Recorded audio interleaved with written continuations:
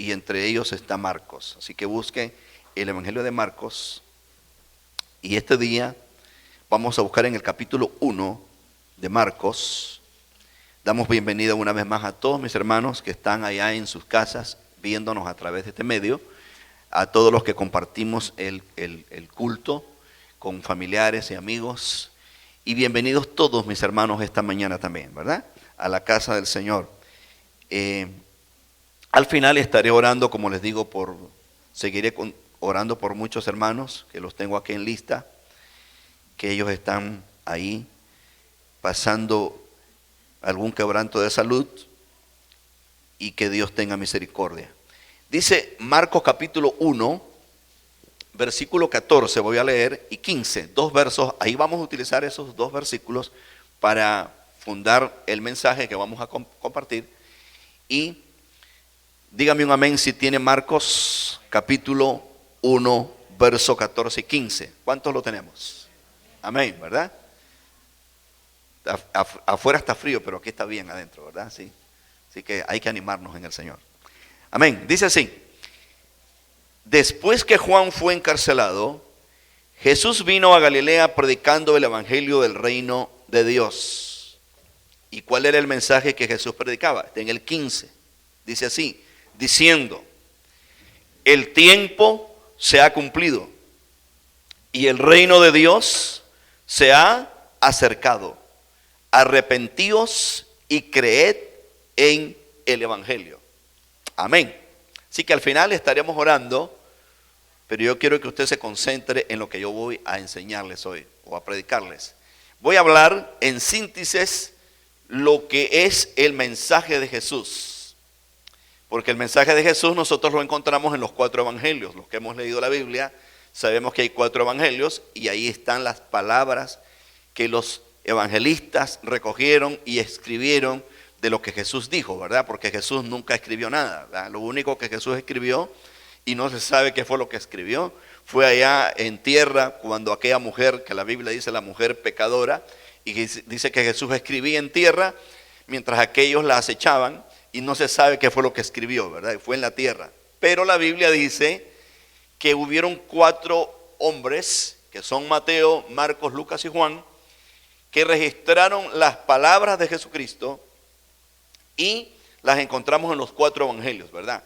Pero yo voy a hacer en síntesis, resumiendo a grandes rasgos lo que Jesús quiso decir o lo que encierra el mensaje de Jesús. Así se llama el título, ¿verdad? El mensaje de Jesús.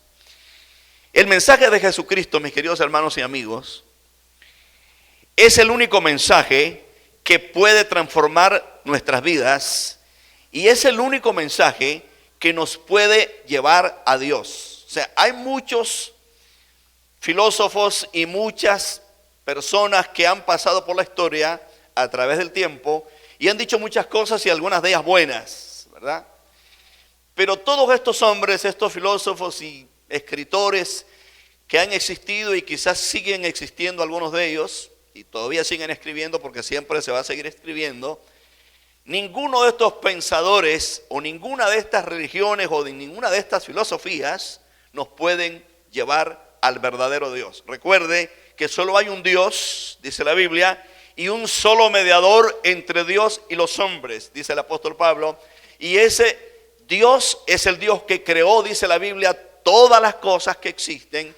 Y además de eso, ese mediador es Jesucristo, y Jesucristo fue el único que murió en una cruz, resucitó al tercer día y que está sentado a la diestra del Padre. Y él fue muy claro, Jesucristo fue muy claro, él sin lugar a dudas, él dijo palabras que ningún filósofo las ha dicho ni las va a decir. Jesús dijo: yo soy el camino, la verdad y la vida, y nadie llega al Padre si no es por mí.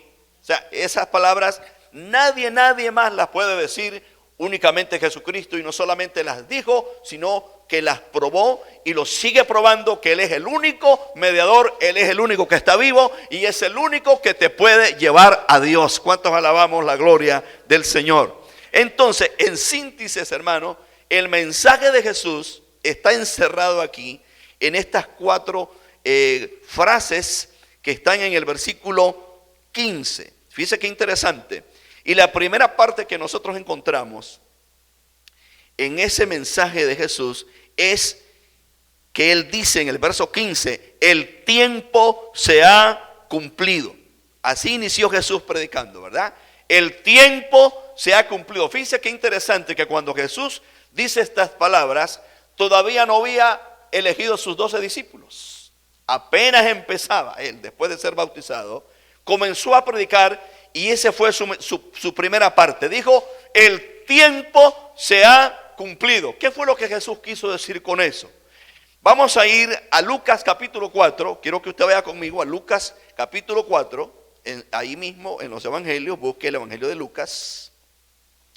Y vea el versículo 4 para que usted vea lo que Jesús quería decir con esa primera parte de su mensaje. El tiempo se ha cumplido. Vamos a leer el versículo 16 hasta el versículo 21 de Lucas. Lucas capítulo 4, verso 16 al versículo 21. Oiga esto.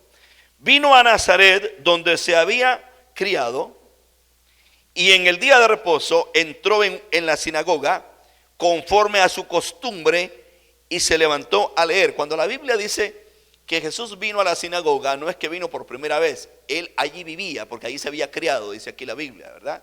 Y vino a la sinagoga como de costumbre, y eso era el día de reposo, que era día sábado, porque él como un judío, él fue, como quien dice, apegado a su tradición, y obviamente él creció como todo un judío, ¿verdad? Sus padres lo llevaron a la sinagoga. No, Jesús no era católico, ¿verdad? Jesús no era ni, podríamos decir, ni mormón, ni nada por el estilo, ¿verdad? Ni testigo de Jehová, mucho menos, ¿verdad?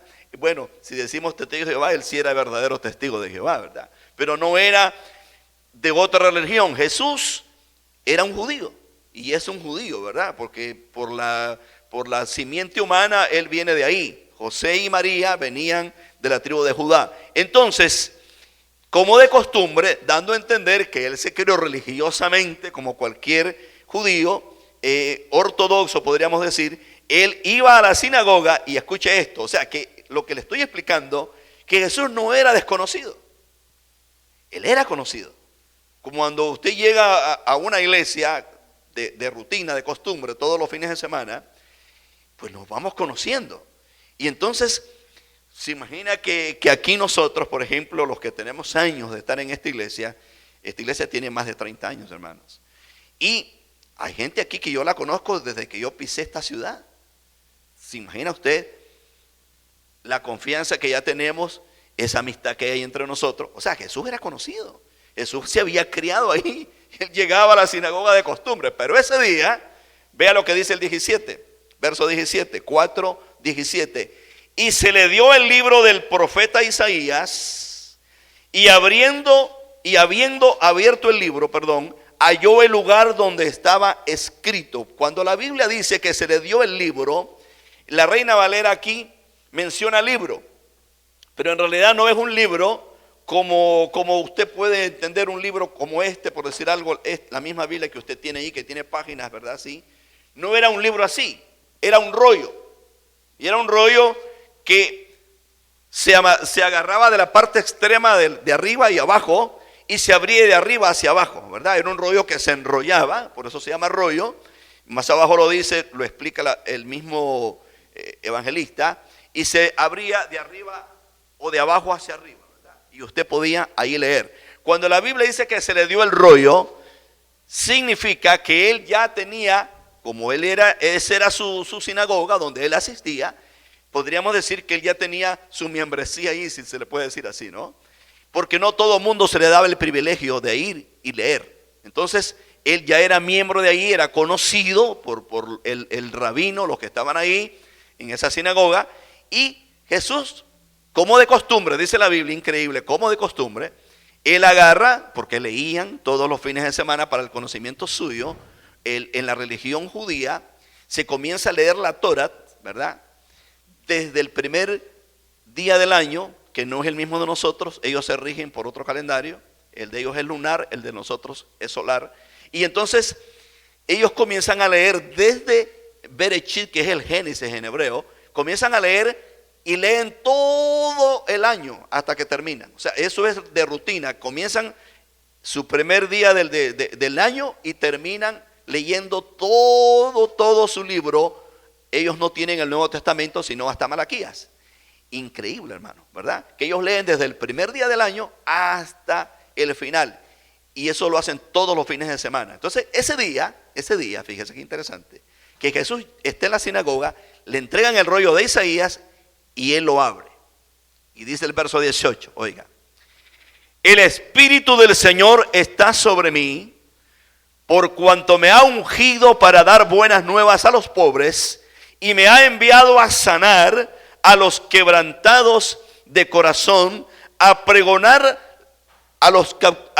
libertad a los cautivos y vista a los ciegos, y a poner en libertad a los oprimidos, y predicar el año agradable del Señor. Esto está allá en Isaías, en el Antiguo Testamento. Jesús estaba leyendo el rollo de Isaías, porque eran rollos, ¿verdad?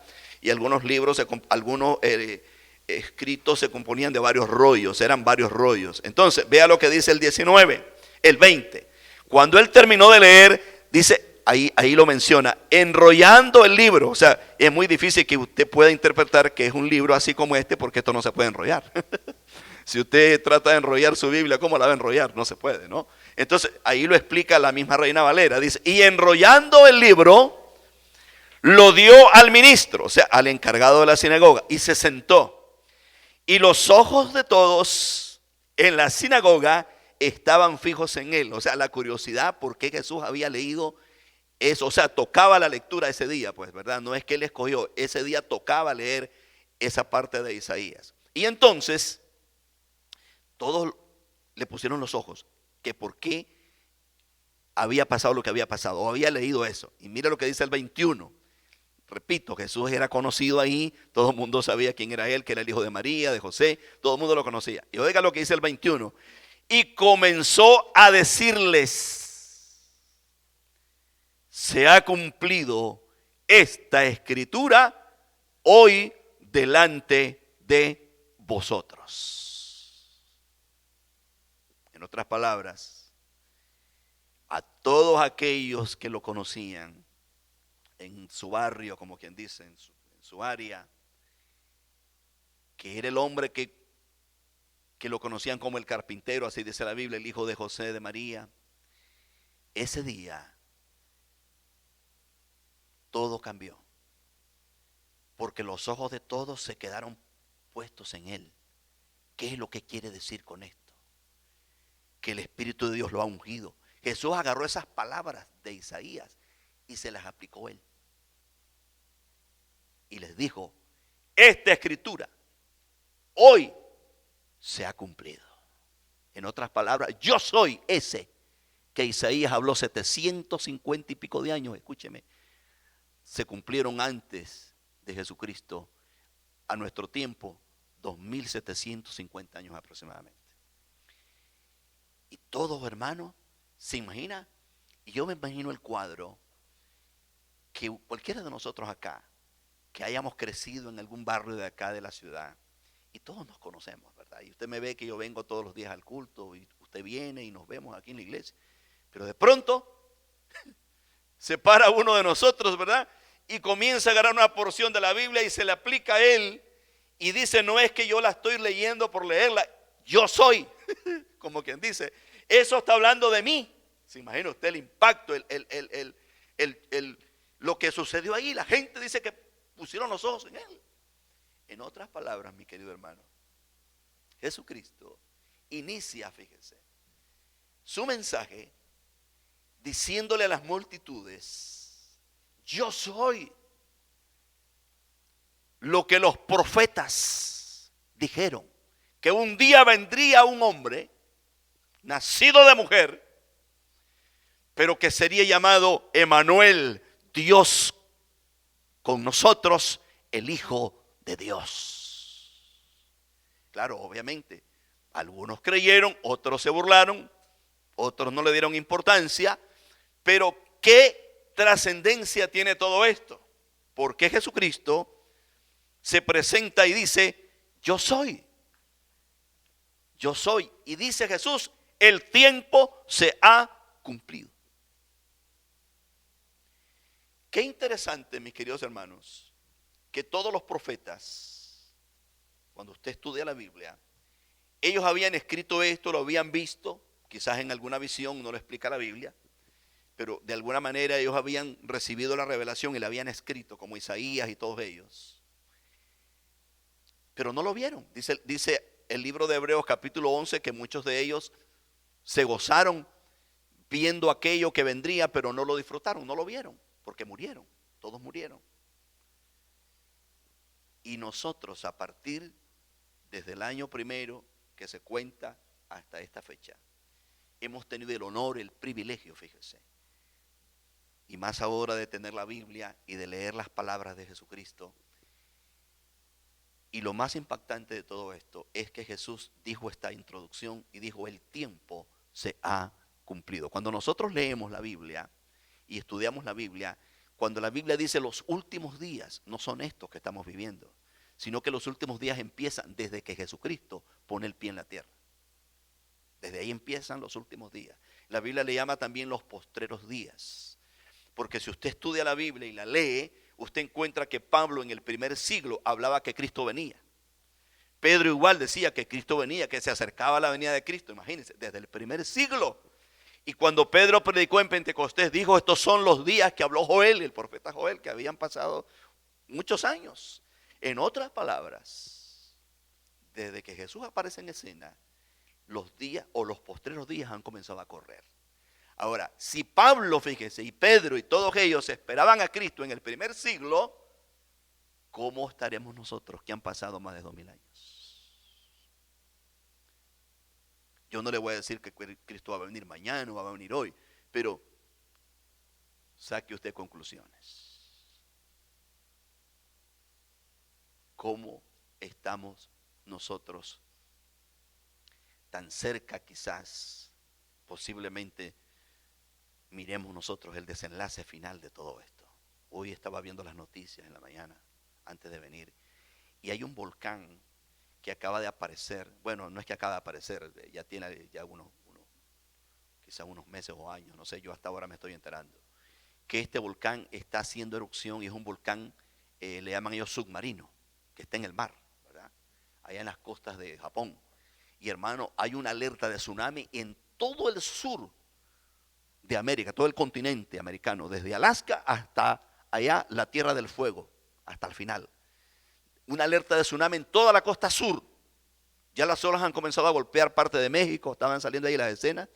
Y ya no digamos allá el Asia, ¿verdad? Porque el volcán es allá donde está más cerca de Japón.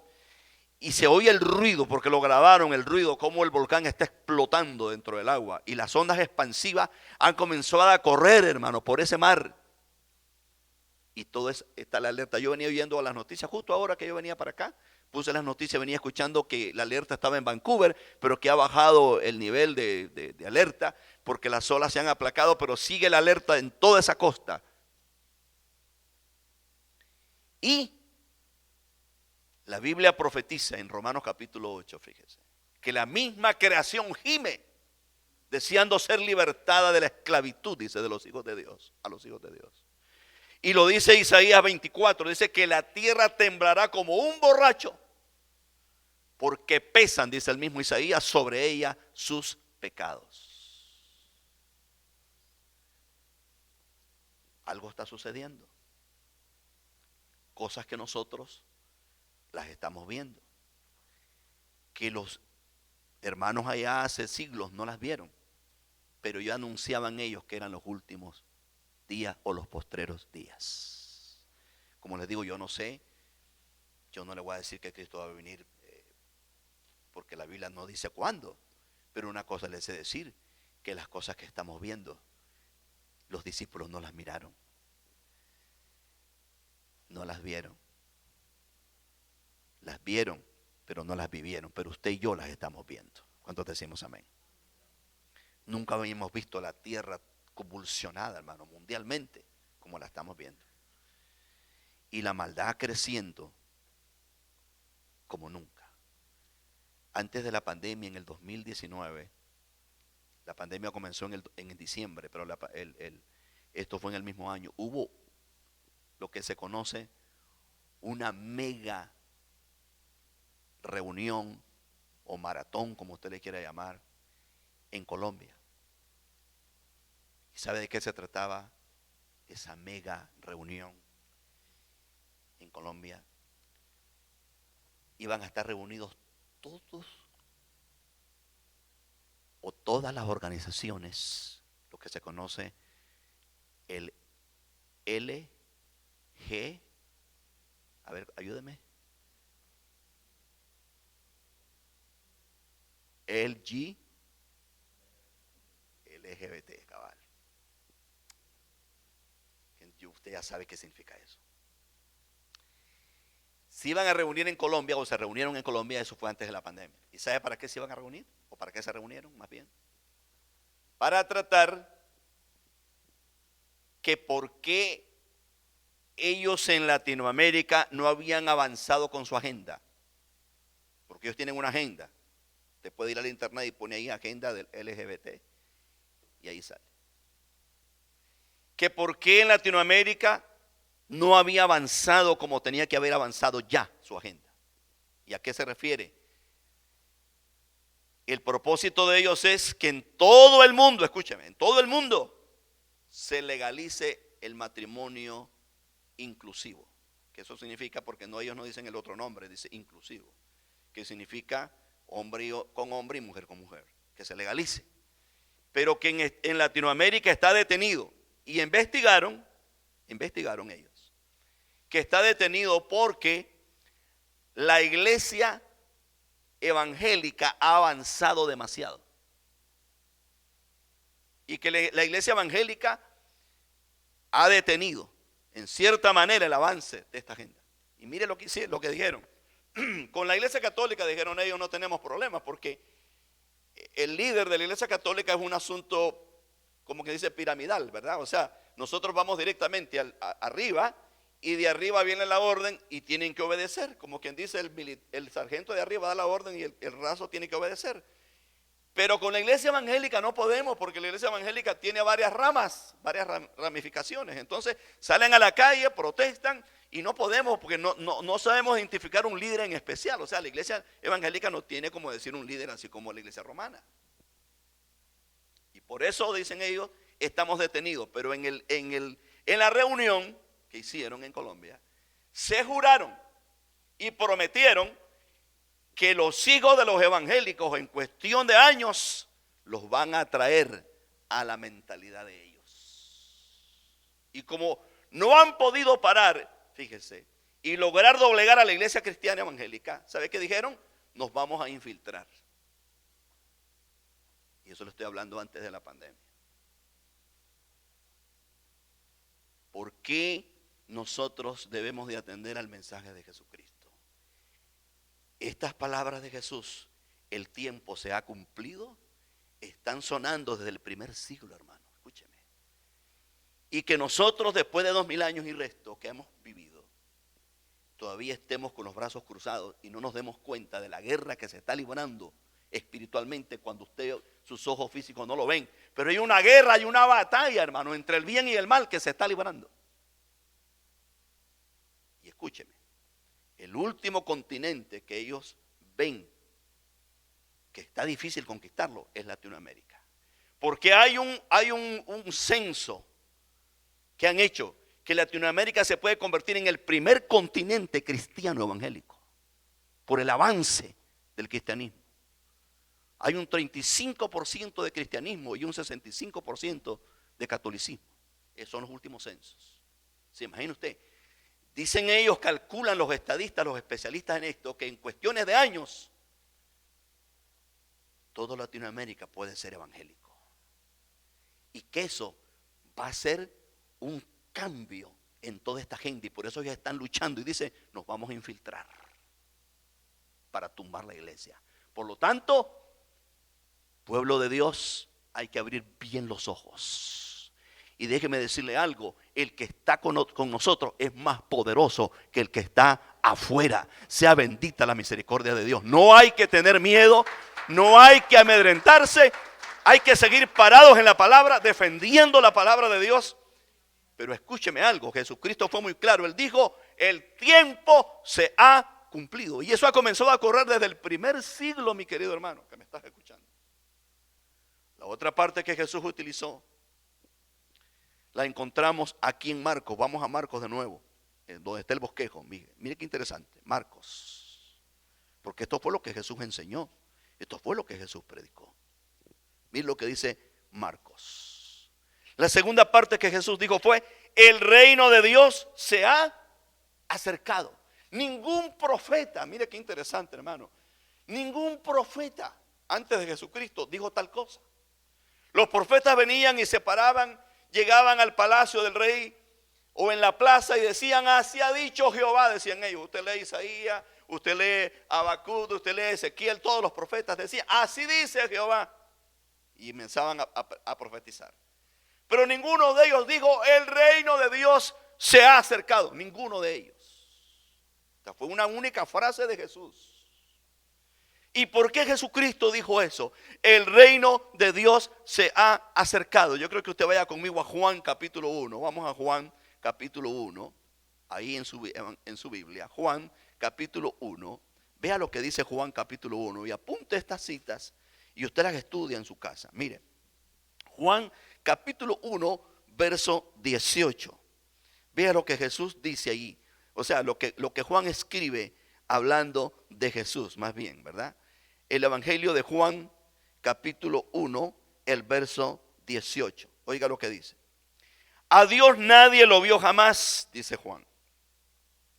El unigénito Hijo que está en el seno del Padre, que dice Juan, le ha dado a conocer. En otras palabras, cuando Cristo dijo, el reino de Dios se ha acercado, ¿sabe qué quiso decir Jesús? Yo, que soy el Hijo de Dios, he traído a ustedes esta bendición. A Dios nadie lo ha visto jamás, pero yo lo doy a conocer personalmente. La Biblia dice en Colosenses que en Jesús habita corporalmente toda la deidad. Jesús mismo dijo, allá en el capítulo 14 de San Juan, hablando con sus discípulos, ¿se acuerda aquel discípulo que le dijo, muéstranos al Padre y nos basta? Le dijo, creo que fue Felipe, ¿verdad? Y Jesús le contesta y le dice, Felipe, desde hace mucho tiempo he estado con ustedes y todavía me vienes a decir que te muestre al Padre, que no crees que yo estoy en el Padre y el Padre está en mí, le dice Jesús. Eso está ahí en San Juan 14. En otras palabras, mi querido hermano y amigo que me estás escuchando, Jesucristo es el rostro visible, nada menos que el Dios que hizo todo este universo, todas las galaxias, todo lo que existe. Jesucristo es el rostro de ese Dios. ¿Qué le parece? Qué bendición la que nosotros como seres humanos hemos tenido, de que el mismo Dios venga, se encarne, se presente como un ser humano, porque déjeme decirle, eso ya era humillante que Dios se hiciera humano, se humillara y dice la Biblia y caminara entre nosotros, dice Juan, y vimos su gloria como la gloria del unigénito Hijo de Dios, lleno de gracia y de verdad. Y Jesús dice, él mismo lo predica en Marcos, y dice, el reino de Dios se ha acercado. En otras palabras, a partir de que Jesús comienza a caminar en esta tierra, ninguno de nosotros que nos ha llegado el mensaje tenemos excusas, porque Jesús, hermano, ha dado a conocer, ha revelado los misterios que estuvieron escondidos a los antiguos que no lo entendieron, de que ese Cristo iba a venir, iba a vivir entre nosotros y que íbamos a palparlo, como dice Juan, íbamos a tocarlo, dice el apóstol. En otras palabras, hermano, ninguno de nosotros los seres humanos, los que estamos aquí, los que me ven y todos los seres humanos que pisan esta tierra, ninguno de nosotros tenemos excusa si un día nos perdemos, porque el reino de Dios se ha acercado a nosotros. ¿Cuántos dicen amén? ¿Y cómo se ha acercado? En la persona de Jesús. Maravillosamente, Jesucristo es el Salvador del mundo, pero no es el Salvador personal de todos nosotros, porque mucha gente lo está y lo ha despreciado. Pero el reino de Dios se ha acercado. Recuerda eso. Cristo te ama, Él está para ayudarte, Él ha muerto para levantarte. Pero si tú no lo recibes, como dijo un proverbio chino, ese proverbio chino dice, tú puedes llevar un caballo, dijo, al río, lo puedes agarrar de la rienda y lo puedes llevar al río, pero hacerlo beber es otra cosa. A nosotros, el mismo Jesucristo, los discípulos y todos los que te han predicado y has oído, te damos el mensaje, pero nosotros no podemos salvar a nadie. Si tú no abres el corazón voluntariamente, como dice la Biblia, y le dices, Padre, yo quiero creer en ti, ven a mi corazón, cambia mi vida, eso solo tú lo puedes hacer. ¿Cuántos dicen amén? La otra parte, y ya vamos terminando, Luke, vamos a Marcos de nuevo, porque quiero que no se salga del bosquejo que está ahí. Acuérdese, el tiempo se ha cumplido, el reino de Dios se ha acercado, no hay excusa. El mensaje ha llegado, las evidencias están contundentes, que el Hijo de Dios está para salvarle, pero si usted lo desprecia, ese es problema ya personal. Vea la otra parte que Jesús dice y es muy importante. La encontramos ahí mismo. Dice, arrepentíos. Esa fue la tercera parte de su mensaje. Arrepentíos. ¿Qué significa la palabra arrepentíos? La palabra arrepentíos viene del griego metanoia, que significa cambio de actitud, un cambio rotundo de actitud. Y se entiende que usted va en una dirección, es lo que quiere decir en el griego, ¿verdad? Usted va en una dirección, pero de pronto usted se da cuenta que va equivocadamente, caminando en el rumbo equivocado, y usted se detiene, pero no se queda ahí, ¿verdad? Sino que da la vuelta y va en el rumbo correcto. Eso significa la palabra metanoia, ¿verdad? Que significa que hemos perdido la meta, pero nos detenemos, pero no nos quedamos ahí, sino que damos la vuelta y nos ubicamos en la meta correcta. Entonces cuando Jesús aparece y Jesús dice, arrepentíos. En otras palabras, vas caminando mal, vas equivocadamente, detente, date la vuelta y regresa por el camino correcto. La gente puede pensar y puede decir, bueno, pero yo de qué tengo que arrepentirme. Si yo soy buena gente, alguien dirá, yo no necesito arrepentirme. La Biblia dice, y usted lo puede leer en Romanos 3, dice la Biblia que todos hemos pecado y que todos estamos destituidos de la gloria de Dios. Dice allí la Biblia, no hay justo ni aún uno. Ni uno, hermano. Todos nos hemos descarriado, dice Isaías. Entonces, mire lo que pasa. Si usted va a Lucas, por ejemplo, busque conmigo Lucas 13.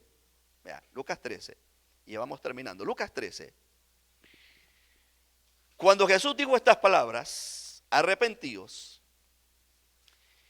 como siempre la gente sale en su defensa, ¿verdad? Y como queriendo decir, bueno, yo ¿por qué me tengo que arrepentir si yo no he hecho nada? ¿Verdad? Y mire lo que dice aquí la Biblia. Y el problema es, busque Lucas 13, el problema es que nosotros comenzamos como a repartir el mensaje. Escuchamos un mensaje y entonces nosotros decimos, este mensaje le caería bien a fulano, ¿verdad? O a sutana, como quien dice, qué cabal que le queda, ¿verdad? Y comenzamos como a repartir el mensaje, ¿verdad? Y no agarramos nada para nosotros, que es lo peor. Pero no es así, hermano. Aquí todos, dice la Biblia, que hemos fallado, todos, sin excepción.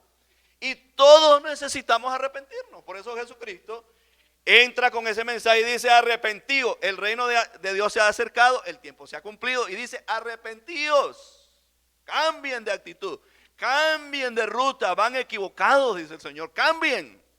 Ya, pero ahí vienen las excusas, ¿no? Y entonces mire lo que dice aquí Lucas 13, versículo 1, voy a leer. Vea lo que dice, cuando él comienza a predicar eso. Dice, en ese mismo tiempo estaban allí algunos que le contaban acerca de los galileos, cuya sangre Pilato había mezclado con los sacrificios de ellos. Les voy a explicar un poquito esto porque no aparece aquí en la Biblia. Hay que leer otras fuentes, la historia. ¿Quiénes eran estos galileos? O sea, cuando nosotros estudiamos la historia, sobre todo en el contexto de Israel, nosotros nos damos cuenta que en la parte norte, que era Galilea, o que es Galilea, porque ahí está todavía, se suscitaban muchas sediciones, ¿verdad?, en contra de Roma. Recuerde que Jesucristo pues estuvo en el tiempo del Imperio Romano. Y entonces estos galileos venían a Jerusalén, se rebelaban y provocaban disturbios, porque estaban en contra del gobierno romano, obviamente. Y entonces Pilato infiltraba soldados camuflados en medio de la multitud, y estos se aprovechaban cuando venían a ofrecer sacrificio a Jerusalén. ¿Verdad? Que hay 7 fiestas en las cuales los judíos vienen a Jerusalén a ofrecer sus sacrificios. Y una de ellas, la más importante, es Yom Kippur, ¿verdad? Que es el día del perdón. Y entonces, pero entre todas las fiestas ellos vienen a celebrar. Esto todavía lo hacen. ¿Qué pasa? Pilato había infiltrado soldados que los metía en medio de la multitud y andaban como vigilando que no hubieran levantamientos, sediciones ahí en la ciudad, para mantener la paz, como quien dice, a base de tortura y de muerte. Entonces, cuando ellos miraban que estos galileos, por ejemplo, se querían sublevar, estos militares que andaban disfrazados sacaban la espada y se las metían, o sea, los mataban, pues. Eso es lo que quiere decir eso. Y estos galileos recientemente, en el tiempo que Jesús aparece, habían sido matados, o sea, los había matado Roma. Y estaban ofreciendo los sacrificios, los animales que llevaban, y junto con los animales les metieron las espadas los soldados romanos, y la sangre de estos galileos se había mezclado con los sacrificios, y eso había sonado por todo Israel. Y entonces viene la gente que está escuchando a Jesús, que les dice: arrepiéntanse, ¿verdad? Busquen, cambien de vida. Entonces estas personas, que eso estaba recién o fresco en el momento, le dicen a Jesús, le cuentan a Jesús de los galileos que habían sido sacrificados por Roma, que los había matado y que se había mezclado la sangre de ellos con los sacrificios. Entonces, como quieren decir, eran gente rebelde, gente que se rebelaba contra el gobierno, como quien dice, y Pilato los mató. Y entonces, como quien dice, esa gente sí tenía que haberse arrepentido, pero no nosotros. Somos gente, como quien dice, sana. Y mire lo que Jesús les responde en el 2. Respondiendo Jesús les dice, o les dijo: ¿pensáis que estos galileos, porque padecieron tales cosas, eran más pecadores que todos los galileos? Os digo, no, dice el Señor. Antes, si no os arrepentís, todos pereceréis igualmente. Y aquí está el problema. La gente había dicho: esos galileos rebeldes que vinieron aquí a provocar problemas y Pilato los mató, eran más malos que los otros galileos. Jesús les dice: no, todos están en la misma categoría, y si no se arrepienten, todos van a perecer. Y bueno, y continúa el asunto, el verso 4. O aquellos 18 sobre los cuales había caído la torre de Siloé y los mató, ¿pensáis que eran más culpables que todos los hombres que habían en Jerusalén? Resulta que Roma estaba construyendo un acueducto y hacían unas torres para tratar de llevar el agua por ahí y subirse a las torres, y estos 18 se habían caído, la torre había colapsado y se habían matado. Y entonces la noticia que había regado era que estos 18 que habían muerto era porque estaban colaborando con Roma, y que Roma era el opresor, y estos eran supuestamente de Israel, estos 18 que murieron. Y entonces, por castigo, la torre se había caído y los había matado. Y Jesús les dice, mire lo que Jesús les dice a estos: ¿creéis que estos eran más culpables que todos los hombres que habían en Jerusalén? Porque estaban ayudando a los romanos. Y Jesús les dice en el 5, os digo, no. Antes, si no os arrepentís, todos pereceréis igualmente. En otra palabra, hermano querido, aquí no ande usted repartiendo el mensaje, porque todos somos culpables y todos tenemos que arrepentirnos. ¿Cuántos dicen amén? Todos, sin excepción. Jesús les dice: no estén señalando aquí a los galileos, a los otros. No, todos están en la misma categoría. Todos necesitan arrepentirse. Porque la gente, hermano, hay gente que se cree muy digna. Óigame, y desde el momento que usted se siente que es muy digno, entonces Cristo vino a morir en vano. Aquí todos somos culpables y necesitamos a Jesucristo. ¿Cuántos dicen amén? Todos.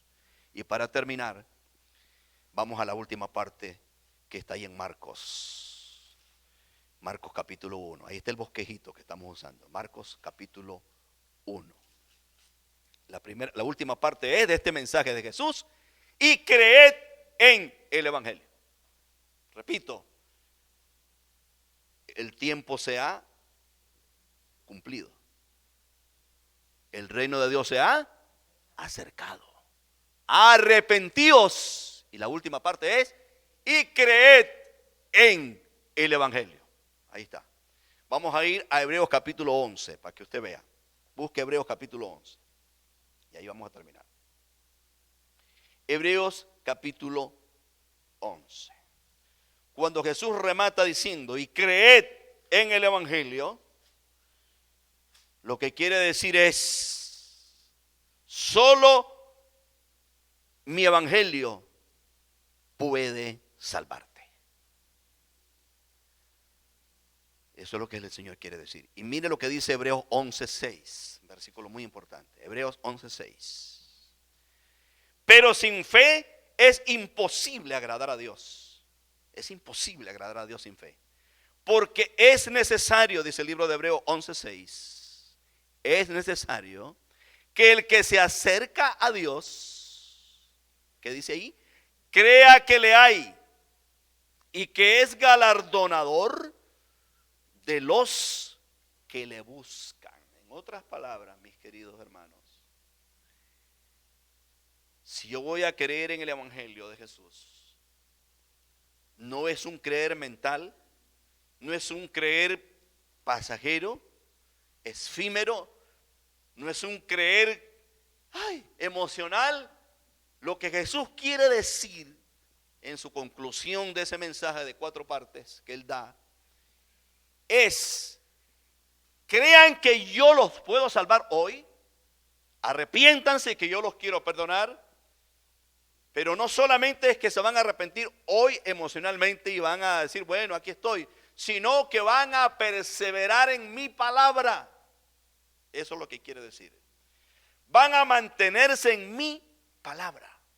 Porque el creer no solo implica el momento de escuchar y yo pasar y decir que Jesucristo te recibo, creo en ti. El creer significa mantenerme creyendo, no importa lo que venga, como dice la Biblia, sé fiel hasta la muerte y yo te daré la corona de la vida.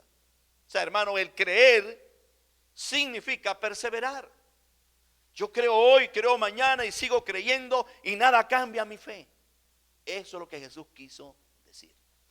Cuando Jesús dijo, arrepiéntanse y crean en el Evangelio, Jesús quiso decir, perseveren. Vengan a mí, ríndanse a mí, pero manténganse en esa fe. Porque de qué le vale al Señor que usted se emocione hoy y diga, yo creo en el Señor, yo sé que hay cosas que estoy viendo que no las he visto, hay terremotos, hay guerras, hay hambres, yo creo. Y pasa ese día y se emociona. Pero después sale de aquí el culto, vienen los quehaceres de la vida, las dificultades de la vida, y lo hacen perder a usted su fe. Entonces eso no es creer. Cuando la Biblia habla de creer, significa constancia, significa perseverancia. Y escúcheme, hasta el momento en que Jesús le pida su vida o hasta que Él aparezca en gloria y nos lleve. No podemos nosotros venir con ese cuento de que me convertí ayer y como ya me convertí ayer, sigo allí como me da la gana, viviendo como me da la gana. Hermano, eso no es lo que la Biblia dice. El creer implica cambios. El creer implica que voy mejorando. Dice Pablo, vamos de gloria en gloria, de victoria en victoria. Cada día vamos superándonos. ¿Cuántos dicen amén en el Señor? Vamos siendo mejores hijos, mejores padres, mejores esposos, mejores ciudadanos. Cada día vamos creciendo. Y eso no tiene límite. La Biblia dice que el modelo es el varón perfecto, Efesios. Y óigame, y ninguno de nosotros hemos llegado ahí. Pablo dice, no pretendo haberlo alcanzado, pero prosigo, dice Pablo. Y cuando yo les hablé de ese mensaje de Pablo, que está ahí en Filipenses, Pablo había visto milagros, hermano, había predicado, ya estaba para morir Pablo ahí. Estaba preso. Pablo había visto la gloria de Dios y Pablo dice, no lo conozco todavía, pero prosigo. Dice, no pretendo haberlo alcanzado, no soy perfecto, dice Pablo, pero voy a la meta. En otras palabras, hermano, cuando Pablo está para ser sacrificado, allá lo dice en 2 de Timoteo capítulo 4, le escribe a Timoteo y le dice, he peleado la buena batalla, he guardado la fe. Y le dice Pablo a Timoteo, por lo tanto me espera esa corona. ¿Hasta cuándo Pablo dijo eso? Hasta que estaba para ser sacrificado. En otras palabras, mientras usted esté vivo, usted necesita estar acercándose a Dios, arrepintiéndose, porque todos los días fallamos. Yo me arrepiento todos los días, hermano. Hay gente que dice, no, yo ya soy tan santo que yo ya no me arrepiento. Pues entonces yo lo declaro pecador ahora mismo. Yo todos los días le pido perdón a Dios, porque pecamos de cualquier manera. Y eso no quiere decir que yo ando mal, pero usted anda en la calle, usted ve y los pensamientos llegan ahí. Usted tiene que siempre, Padre, santifícame cada día, purifícame cada día. ¿Cuántos decimos amén? ¿Sabe por qué? Porque Cristo dice, arrepentíos, y eso sigue hoy vigente, y creed. En otras palabras, persevera, mantente firme, no desmayes hasta el día, hermano, que Dios lo llame y usted pueda decir como Pablo, he peleado la buena batalla, he guardado la fe. ¿Qué le parece? Por lo cual me espera esa corona. Aleluya. Vamos a ponernos de pie en este día. Y en síntesis, eso fue lo que Jesús predicó. El reino de Dios, el tiempo se ha cumplido, el reino de Dios se ha acercado. Yo soy la salvación, aquí estoy. Arrepentíos y creed en el Evangelio.